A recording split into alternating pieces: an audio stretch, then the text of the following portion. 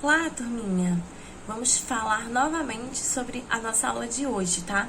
A gente vai falar sobre as moléculas da célula no capítulo B2, na página 11 do livro de vocês. Vamos lá?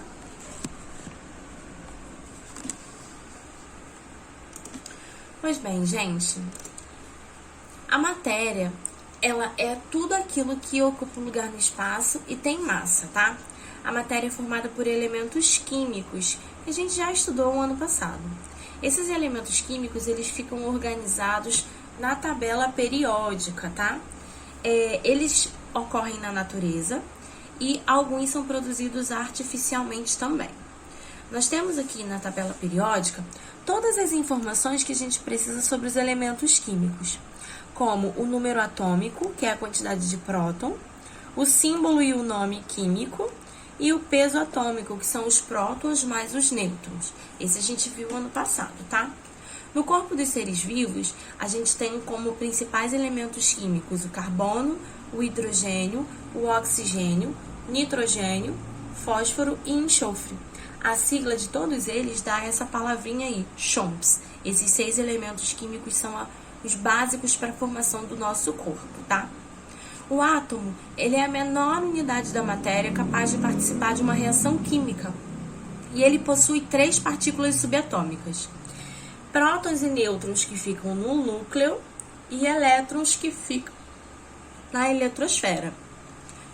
Próton é positivo, elétron é negativo e o nêutron não tem carga, tá? No núcleo dos átomos encontramos os prótons e os nêutrons, enquanto na eletrosfera encontramos os elétrons. Os átomos, eles podem possuir até 8 elétrons na sua última órbita da eletrosfera. Ele fica mais estável quanto mais completo ele tiver. O número atômico é a mesma coisa que o número de prótons, como eu já falei para vocês, e a massa atômica são os prótons mais os nêutrons. Nem sempre há átomos do mesmo elemento que possuem o mesmo número de nêutrons. Existem átomos que possuem o mesmo número atômico e diferem de número de nêutrons. Quando isso acontece, mesmo número atômico, mas número de nêutron diferente, a gente chama esses átomos de isótopos. Aqui nós temos o exemplo de 3 isótopos diferentes do carbono. O carbono 12, com 6 nêutrons, o carbono 13, com 7 nêutrons, e o carbono 14, com 8 nêutrons. Esse último carbono aqui, inclusive, ele se torna radioativo por conta da quantidade de nêutrons que ele possui, tá? Os íons, eles são átomos ou grupo de átomos que têm carga elétrica, tá?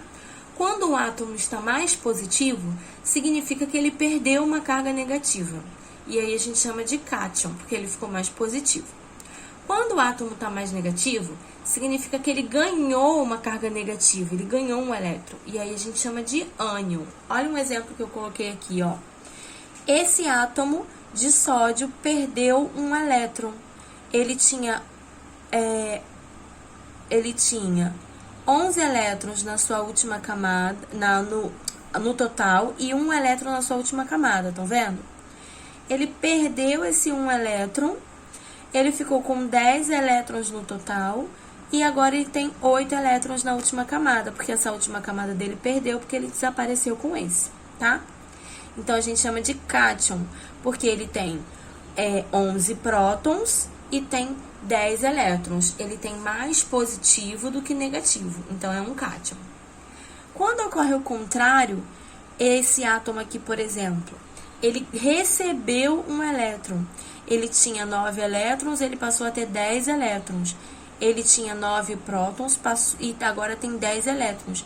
Ele tem mais carga negativa do que positiva. Ele tem mais carga negativa do que positiva. Ele está mais negativo, então ele recebe o nome de ânion, tá? Os átomos, eles podem se unir para formar as moléculas. Aqui a gente tem o exemplo da união da água. H2O. Essa ligação, ela pode acontecer de 3 formas, essa ligação entre os átomos, tá? Ela ocorre por ligação iônica, covalente ou metálica. A ligação iônica, ela ocorre quando um átomo dá elétrons para outro de forma definitiva, para sempre. Exemplo aqui, ó, o sódio que a gente acabou de ver, ele não costuma dar um elétron? Ele dá um elétron pro cloro. O cloro tem 7 aqui na última camada, fica com 8. E o sódio dá o elétron que ele tinha sobrando pro cloro. Os dois ficam estáveis. Então, eles se formam por uma ligação iônica, porque um deu o elétron pro outro, tá?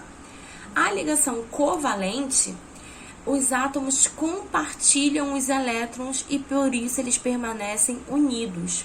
O oxigênio tem 6 elétrons na última camada. O hidrogênio tem 1. O hidrogênio empresta 1 para o oxigênio e o oxigênio empresta 1 para o hidrogênio. Quando ele faz isso com um, ele fica com 7. Ele faz isso com outro, ele fica com 8. Então, o oxigênio passa a ter 8 elétrons, que é o ideal. E o hidrogênio, que só tem 1, passa a ter 2, que para ele tá ótimo. Eles ficam emprestando os elétrons um para o outro. Eles compartilham esses elétrons. Por isso, eles permanecem unidos, tá? E a ligação metálica, ela ocorre entre os metais, entre os elétrons e os núcleos dos átomos dos metais, porque os elementos metálicos têm a tendência de perder facilmente os elétrons da sua camada externa. Então, eles formam um mar de elétrons e por isso eles permanecem bem unidos.